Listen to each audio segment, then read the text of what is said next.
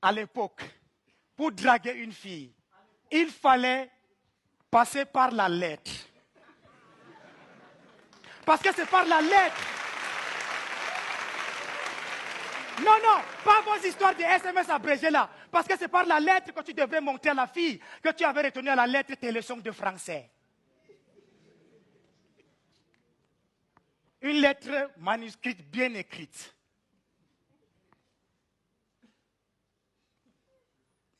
Gondwana, le 2 février 1982, point à la ligne. La ponctuation était très importante. Très chère chérie, virgule.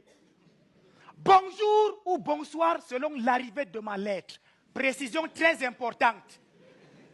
Pour éviter d'être ridicule en lui disant bonjour alors qu'elle recevait la lettre le soir. Ou bonsoir alors qu'elle recevait la lettre le jour. Si je t'écris cette missive, virgule, là, tu venais de marquer un point. Parce que tu venais de l'envoyer dans le dictionnaire Petit Larousse. Cherchez la définition du mot missive. Si je t'écris cette missive, virgule, c'est pour t'exprimer mon amour, point à la ligne. Il fallait être direct, pas de perte de temps. En effet, virgule, on disait en effet, on ne savait pas ce que ça voulait dire, mais ça sonnait bien à l'oreille, on le mettait quand même. En effet, virgule, sur la route du marché, virgule, je t'ai vu et je suis tombé sans glisser 3 points de suspension pour la laisser dans le suspense. Oh!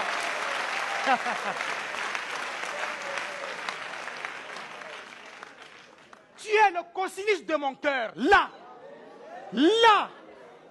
on entamait la phase poético-mathématique de la lettre. La tangente de mon âme. La circonférence de mes pensées. Sans toi, je ne suis rien, point à la ligne.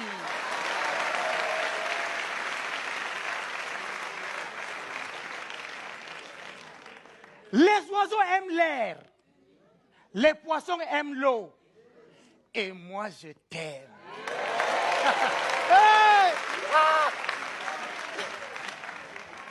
Et on concluait la lettre par un I love you. Mais ce n'était pas fini. La signature, c'est là que tu devrais montrer à la fille que tu avais des talents artistiques. On dessinait un cœur, de préférence au bic rouge. Et on le transperçait avec une flèche. Oh, les années bonheur.